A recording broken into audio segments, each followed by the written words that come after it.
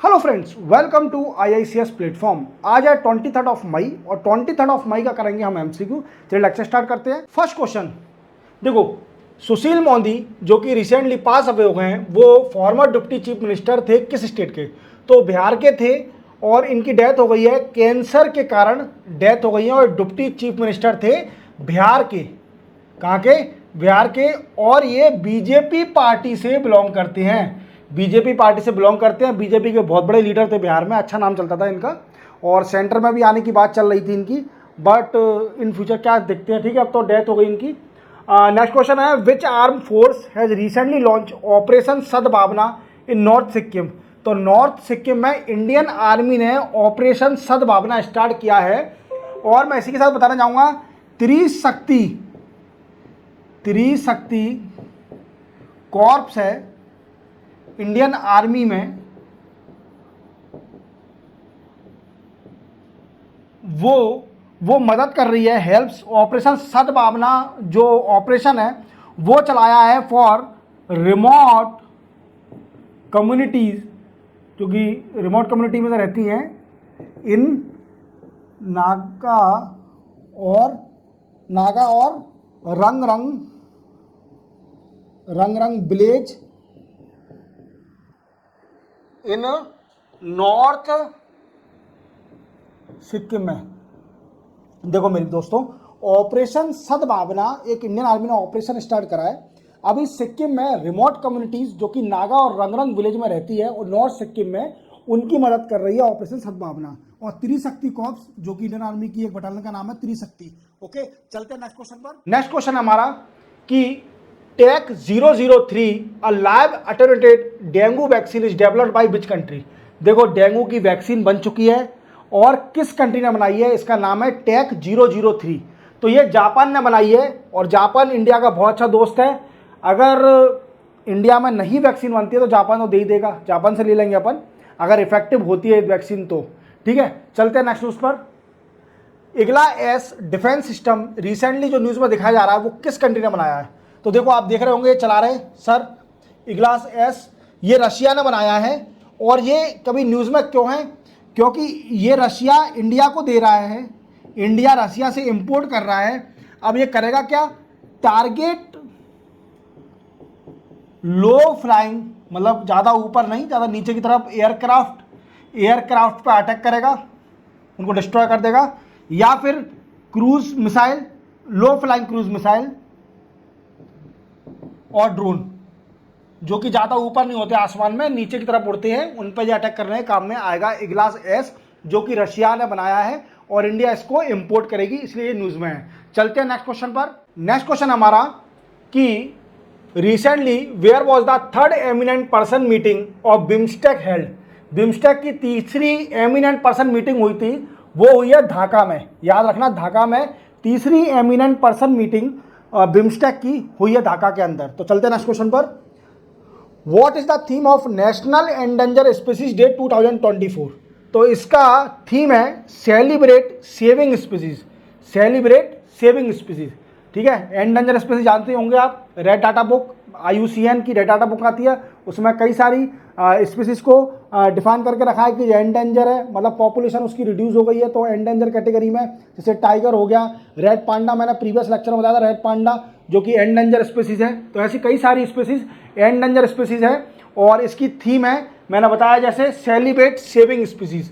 Okay, चलते हैं हम नेक्स्ट क्वेश्चन पर। नेक्स्ट क्वेश्चन हमारा, निखत जरीन जो कि रिसेंटली गोल्ड मेडल जीती है at Elorda Cup, belong to which sport? तो ये बॉक्सिंग से बिलोंग करती हैं। आप थोड़ा डिटेल में जान लेते हैं अपन। ये इलोडा कप 2024 है, वो हुआ था अस्ताना में। अस्ताना कैपिटल किसकी है? काजाकिस्तान की। काजाकिस्तान कहाँ पर है? सेंट्रल एशिया में, याद रखना। ठीक है, जैसे मैंने आपको बताया था कि चबार पोर्ट में इंडिया का मेन मोटिव है सेंट्रल एशिया और अफगानिस्तान में एक्सेस करना। ठीक है, उसके बाद और इनके साथ कौन था निखत जरीन के साथ बॉक्सिंग में? मीनाक्षी मिलके इनने गोल्ड मेडल जीता है। ठीक है, इलोड़ा कप में, जो कि अस्ताना काजाकिस्तान में हुआ था और बॉक्सिंग से बिलोंग करती है, बॉक्सिंग का कप था। चलते हैं नेक्स्ट क्वेश्चन पर। Which two Indian player recently won Thailand Open 2024 badminton man double title. तो ये जीता है सात्विक सिराज, रनिक रेड्डी एंड चिराग शेट्टी, ये दोनों बैठे हैं, ठीक है। इन्हीं ने बैडमिंटन डबल टाइटल जीता है। कौन सा वाला? थाईलैंड ओपन 2024 डबल टाइटल दोनों ने मिलकर जीता है, ठीक है। चलते हैं नेक्स्ट क्वेश्चन पर। नेक्स्ट क्वेश्चन हमारा कि recently which Indian created history by becoming the first Indian space tourist. तो ये है, इनका नाम भी लिखा है यहाँ पर, गोपी ठोटाकुरा। गोपी ठोटाकुरा है जो कि पहले इंडियन स्पेस टूरिस्ट बने हैं, और इनका नाम याद रखना, ये बहुत इंपॉर्टेंट है, आ सकता है, गोपी ठोटाकुरा। चलते हैं नेक्स्ट क्वेश्चन पर। Port of Cartagena recently in news is located in which country. तो पोर्ट ऑफ कार्टेजिना ये रहा, ठीक है, ये स्पेन में है। अब ये न्यूज़ में क्यों है? क्योंकि स्पेन गवर्नमेंट ने एंट्री नहीं दी, किसको एंट्री नहीं दी? टू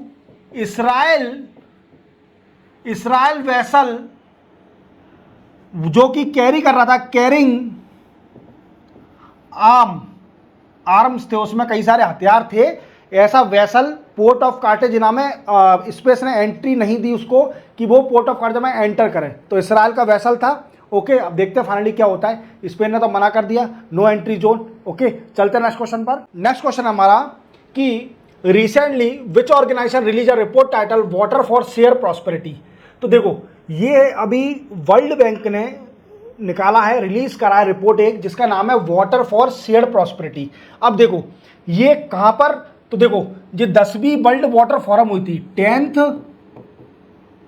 वर्ल्ड वाटर फोरम कहां पर हुई थी? बाली। बाली कहां पर है? इंडोनेशिया। घूम के आओ इंडोनेशिया में, बहुत अच्छी कंट्री है, ठीक है, सस्ते में लौटे जाओगे, विदेश भी घूमे आओगे। तो क्या है, बाली इंडोनेशिया में एक मीटिंग हुई थी जो कि water forum, world water forum 10th, इसमें एक वर्ल्ड बैंक ने रिपोर्ट निकाली है वाटर फॉर शेयर प्रॉस्पेरिटी। तो नाम याद रखना। चलते ना क्वेश्चन पर। What is the theme of international day for biological diversity 2024। तो इसने ये बहुत सिंपल थीम रखी है, be part of the plan, be part of the plan, ये थीम थी इसकी, ठीक है, किसकी? बायोडाइवर्सिटी, जो international day for biological diversity 2024 की। तो इसी के साथ चलते हम नेक्स्ट क्वेश्चन पर। नेक्स्ट और आज का लास्ट क्वेश्चन देखो, which ministry has recently propose new rule for radar speed gun use to measure vehicle speed on road.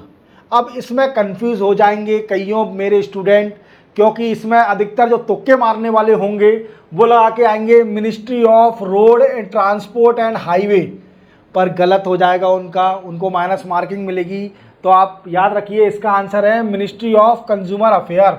Ministry of consumer affair ने एक नया रूल निकाला है फॉर रडार स्पीड गन के यूज़ करने के लिए, जो कि गाड़ियों की जो रोड पर चल रही हैं उनकी स्पीड को मेजर करेगा कि वो कितने स्पीड चल रही हैं। देखो ये सर लेके बैठे हैं दूर से ही कि मेजर करने के लिए कि ये गाड़ी कितनी स्पीड चल रही है और ये गाड़ी कितनी स्पीड चल रही है। तो ये consumer affair, ministry of consumer affair ने नया रूल निकाला है फॉर रडार गन यूज करेगी to find out the speed of the vehicle on road. तो इसी के साथ 23 ऑफ मई के एमसीक्यू कंप्लीट होते हैं। और मैं आपको बताना चाहूँगा कि इसकी पीडीएफ आपको मेरे टेलीग्राम चैनल पर मिल जाएगी। आप मेरे वीडियो के डिस्क्रिप्शन में जाइए, वहाँ टेलीग्राम की लिंक दी हुई है, उस चैनल पर जाइए, वहाँ से पीडीएफ डाउनलोड कर लीजिए और अपने फ्यूचर को सिक्योर करिए। ओके, मिलते हैं हम कल 24 ऑफ मई के नए एमसीक्यू के साथ। जय हिंद।